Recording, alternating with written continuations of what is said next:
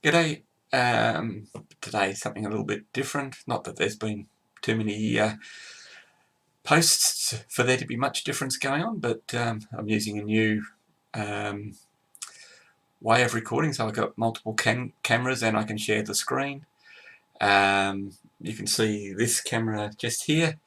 It's a Pi Zero with a spy cam on it, and it's actually designed for remote operations, as it'll fit on a flat car, but more of that in another post maybe. Um, but at the moment I'm just using it to video the desk, so I can show you some paperwork. Um, so what I'm working on today is collecting up all the information I can on freight cars on the MN&S. If I know where they're coming from, going to, what type of car they are, the date of the information I've got. Now, I'm modelling the 70s, in inverted commas. Um, Part of me wants to lean towards the early 70s when it was all a lot of 40-foot box cars and things like that. Another part of me wants to lean towards the later part of the 70s where we had the per diem cars and things. My rolling stock collection is probably more towards the later part. Lots of 3-bay hoppers, etc. But anyway, that's an issue for another day. Today, I'm just going to show you how I collect and record data. So I'll just change the screen layout. Now, this Excel spreadsheet that you should be seeing across your page, I record the reporting mark, the car number, the AAR type code, which I'm told you can get a lot of information out of. I'm not quite sure how yet. The type of car, just a very brief description: tank car, 40-foot box car, 50-foot RBL, that sort of thing. The location where the data is recorded, like the location of the car when the data is recorded, if I know it. The industry or spot number that it's going to, again, if I know it. The destination, if they're loading and shipping out, or it's a car going to interchange, that sort of information, if I know it. The train, sometimes it's just the north guy or the south guy, or the Highline job, or the yard job, whatever. If I know, I'll put it there. If I don't, oh wait, no. The load, sometimes on the switch, because a lot of this information comes from switch lists, it'll specify what the load is, like this 40-foot box car there. That's an NP car, and it was loaded with lumber.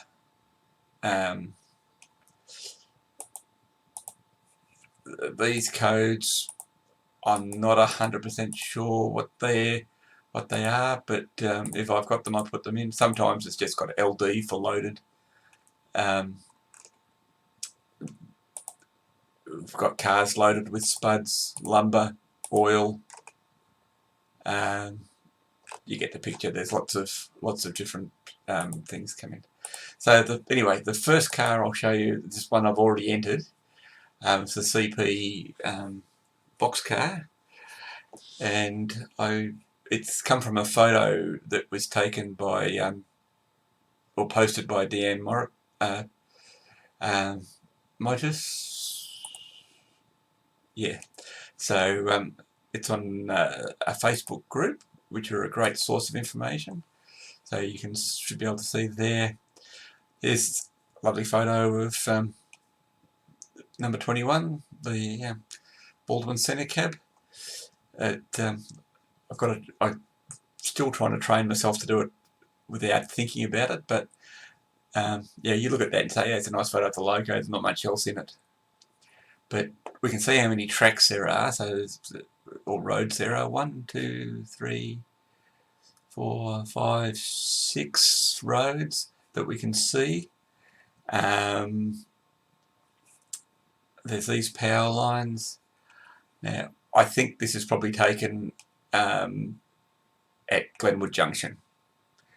I could be wrong, it could be somewhere else, but that's my best bet for now. So that's a location. Now this car, I don't know what I've got no idea what that is. Looks like it's got grain loading doors in it, but not much information we can get off that. It could have come out of somewhere like Fruin Mill, but we don't know. But this car here, which is an interesting car because this photo was taken in '73, is a CP auto box. I think that's what they call them. So it's got the end doors that open up for car loading. I doubt it was used for car loading in this instance, but you never know. But we've got the car number and a location. So I'll go back to the spreadsheet so you can see CP 296530 is the car. I haven't located the AAR type yet. I've just got auto box. Like I said, the location I've got as Glenwood Junction. I don't know any of these other things, so I just leave them blank. The information source, so I've got MN&S 21, 6th of August 1973, DM Motus. Now, I saved that photo off Facebook and I've got it in my collection, and that'll be the file name. Now, if I want to find that photo again as a reference, and then I have a date column which I've put the date as 1973. So I'll do another car just to go through the process. So this car, there's a couple of cars here, but this photo is at Fruin Mill, and this is a picture I've always liked. It was taken by Greg Smith, who has supplied me with lots of information over the years. So we've got the car number of this car. It's a stock car. You can see it's got some sort of, I'd say, a plastic sheet in here at the top of the sides. It's been leased to the Grain Terminal Association, GTA, and it's got this placard on it. When empty, return to Grain Terminal Association line, Red Lake Falls, and that's in Minnesota. It's out past or out in the Thief River Falls area, and it's on the BN, or would have been BN in 76. His photo was taken, I think. Yeah, 76. So it's an unusual car to have a in service. It must have been a bumper season. I would have thought most stock cars would have been gone by 76, but we'll minimise that for a second. So we want CB and Q. No, that's what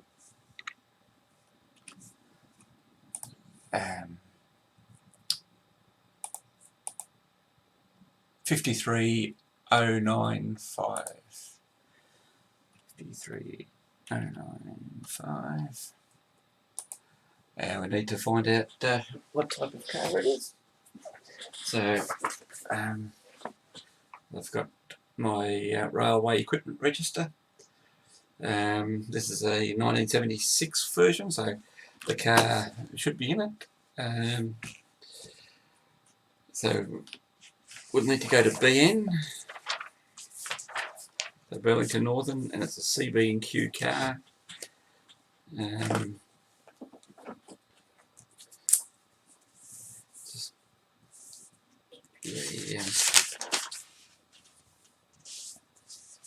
stock car.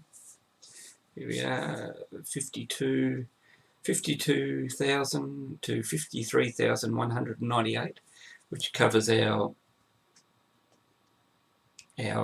particular car that we're looking for. Where is it there? So it's a stock steel underframe, steel frame, single deck.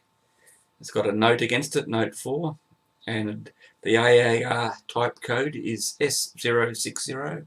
So I'll put that in, or S060. That's a stock car.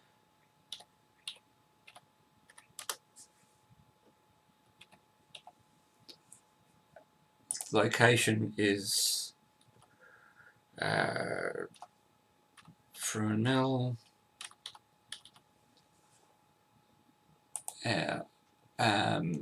The information has come from a photo.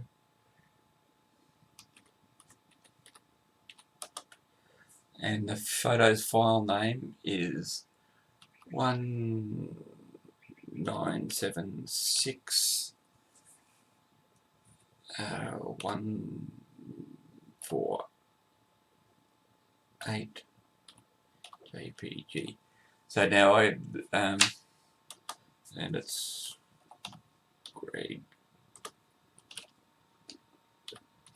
Smith. And all I know is it's 1976, so I just put the year in there. Now, the industry or spot number is we've had that note too. So note 4. So you go to the end of the railroads section, and it'll have an explanation for the note. So note 4 says, car may be furnished with temporary upper deck on application to agent. I think the upper decks, they used 2 decks when they were hauling sheep or pigs. In such case, the agent will make a notation on livestock contract and way bill covering the shipment handled in this car, showing that the car is equipped with a temporary upper deck. So that's nothing that we need to worry about. So that's that car sorted. Now, to get the industry or spot number,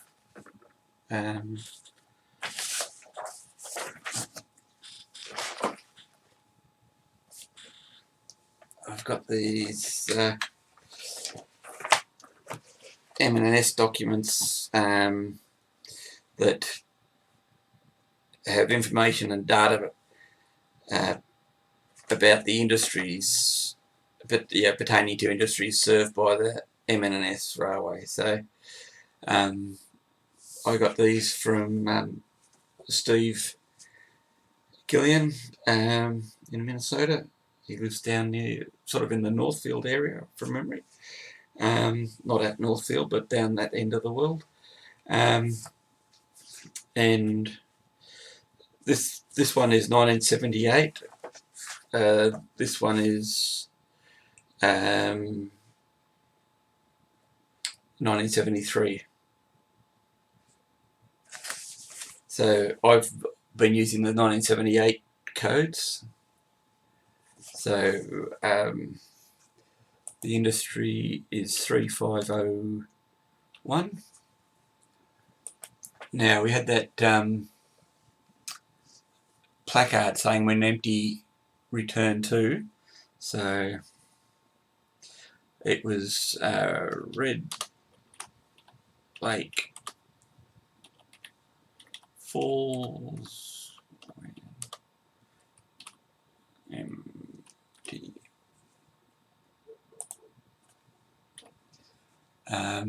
So that's a good bit of information to have. So If I was to model that car and that switch move, I'd know that when it's empty, it's got to be interchanged with the BN, probably on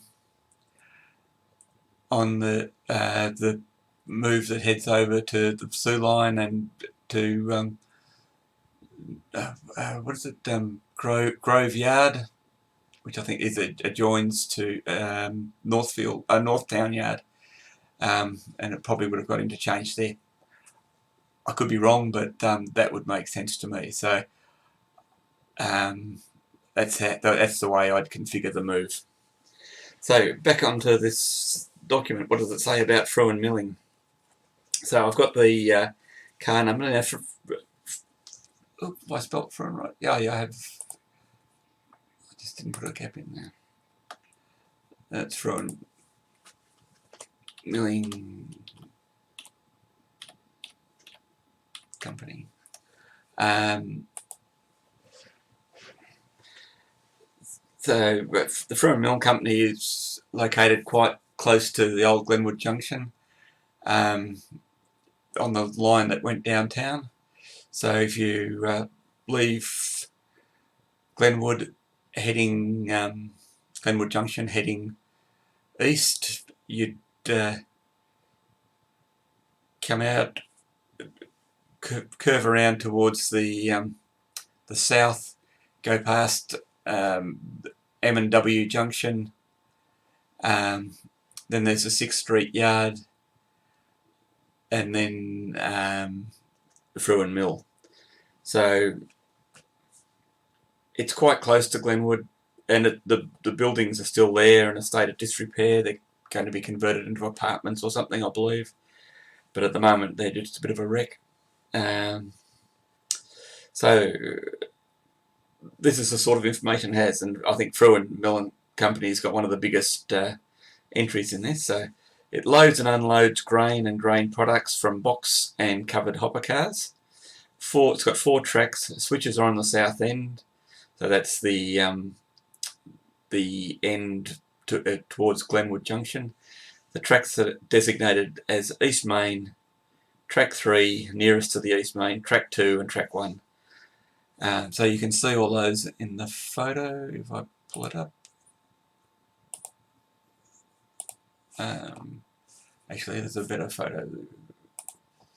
I'll bring it across. So that's the stock car there.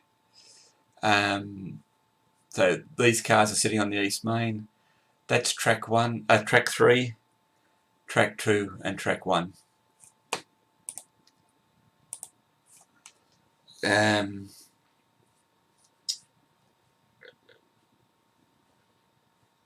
Track 1 has 1 car for sack feed loading, which I assume is sacks of feed for cattle or chooks or something, chickens. But for the smaller merchants that I guess would have supplied from a smaller industry rather than the bulk you'd get out in box cars of the raw product. Track 2 will take 6 cars, doors numbers 2 to 8, and track number 1 will take 8 cars. It's got doors and chutes numbered 1 through 8. The 6th Avenue yard holds inbound empties and loads. The 6th Avenue yard was literally, if we go back to that photo again, these are taken off a bridge. If you walked over to the other side of the bridge and photographed the other way, you'd be able to see the 6th Avenue yard. I think I've got a photo that Greg actually may have taken possibly on the same day that does exactly that. And what more information has I got here? Information available from switch list in box located adjacent to track 2. Door 2 inside, so that must be information that gets picked up when the crew go there to shunt. The plant usually runs 2 shifts, 7 till 2300 hours. At peak times may have a 3rd shift loading until 0600 hours. Usually the switch prior to 0500 hours for an 700 hours business start. So basically the crews get in there, get all the cars in place, so when the guys turn up to work, it's ready to go.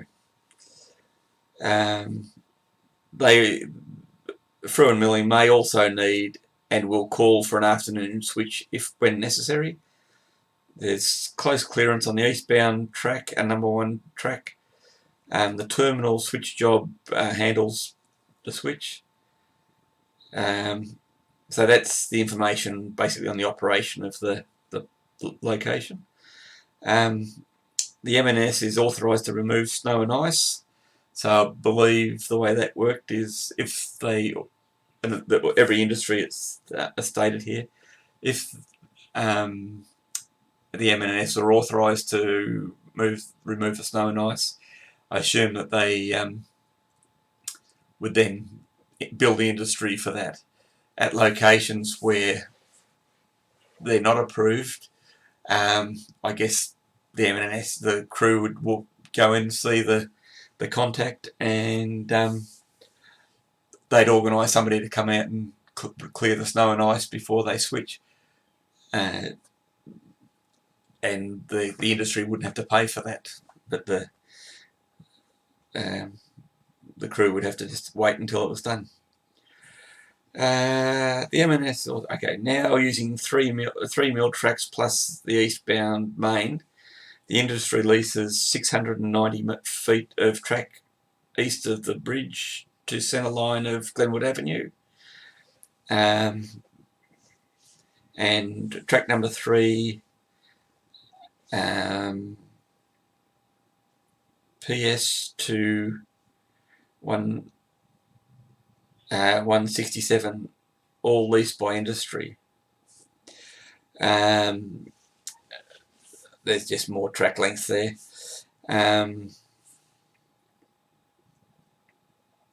Okay, so here it's also got AFE, so authorisation for expenditure. So there's 3 authorisations for expenditure related to this entry. So there's one for 1965, one for 72, and one for 74. Now they may have great information in them. They could have plans, photos, who knows? But they could also just be a boring document that has nothing. But fortunately, I believe they're all available at the Soo Line Historical and Technical Society archive in Appleton, I think it is, Appleton. And I'm going to access them at some stage, or get somebody to access them for me to see what's in there. They like I say, they may be interesting, they may not be, but it's great to have that reference, and a lot of these entries have got AFEs associated with them. So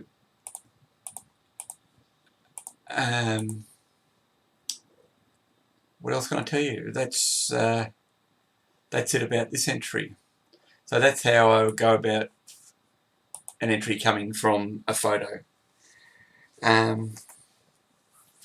Again, Steve has helped me with information. So several years ago he mailed me some of these switch lists, and he gave me some more when I visited about 2 years ago. So I'll just flick through and find a good one. This is a good one. So this is a switch list for can't tell what job just yet. I think it's probably could be the mainline switch maybe, because there's not a lot of vehicles on it. But it has a lot of vehicles going to 33k, and 33 I think is Northfield. Yeah, 33. Oh no, 45 is Northfield.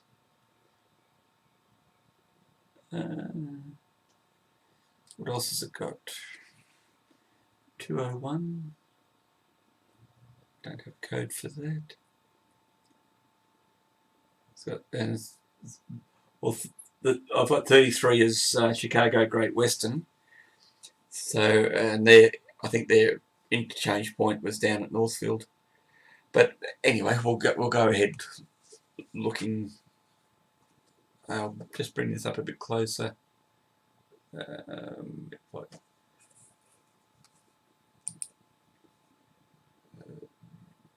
up. Sorry, I'm just trying to give more screen to the switch list. So it's, yeah, it says what it is up the top, the switch list. The conductor was Huber, Huber. The date is 6/5/1969. So it's got train list as a 3 a.m. kickoff.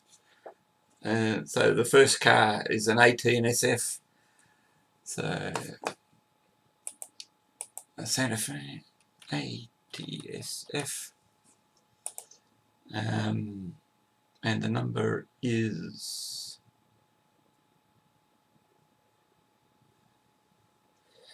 6.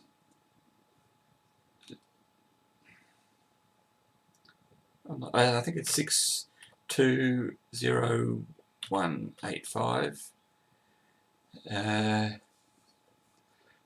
Contents, it says, is XDF. Now, I have absolutely no idea what that refers to. And it has here as 201. Now, that may give me an industry.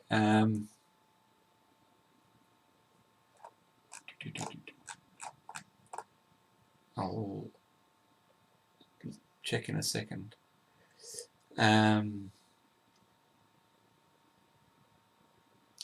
Okay, so I'll go back to the equipment register. So AT&SF is nice and close to the front. 620185. 6201.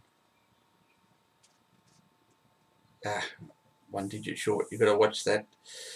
I'm looking at 5-digit numbers and it's a 6-digit number. So go forward. Thought it was going to be something really interesting there for a second.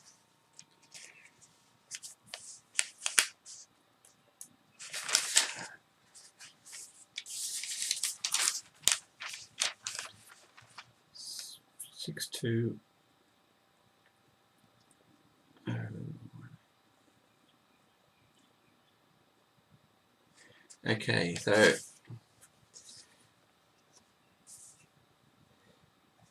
it's an insulated shock thing with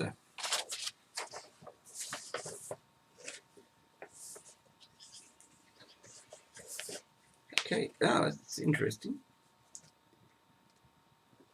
It's a 60-foot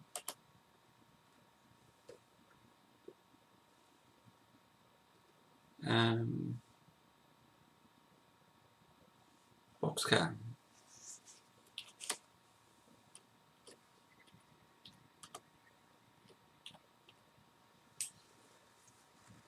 And it's A340.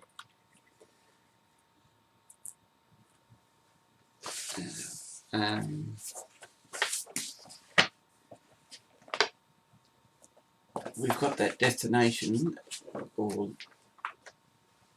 as 201. Now, the 3-digit numbers were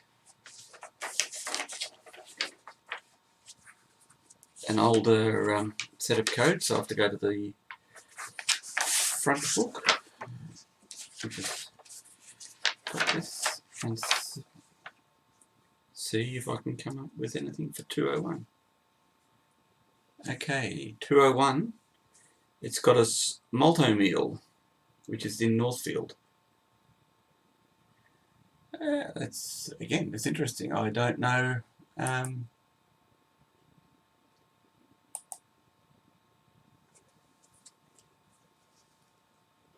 what a 60-foot box car would be doing going to multi-meal. I would have thought the most, but anyway, maybe it was going to be loaded with boxes of cereal.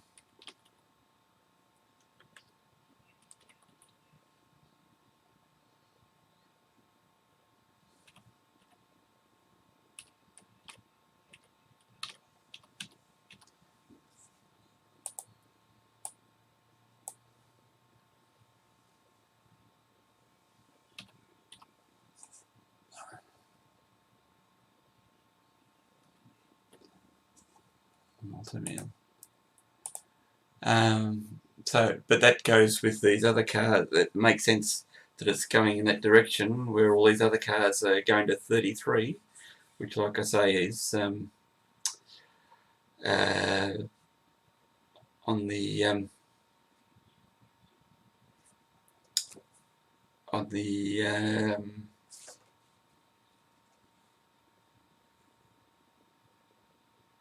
Chicago Great Western,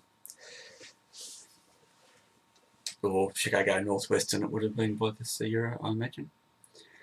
Well, 69, no, probably still Chicago Great Western. So, switch. The train, like I said, I think it might be the mainline switch because it's such a short train. It would have picked up a lot of stuff along the way.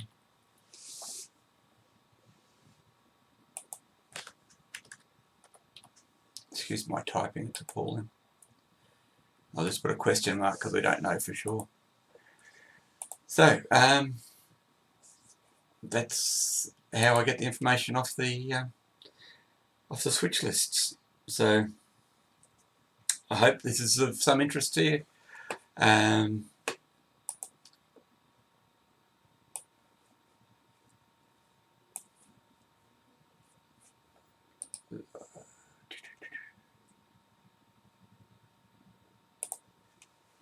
Yeah, so I hope this is of some interest to you, or maybe some use. I'll post this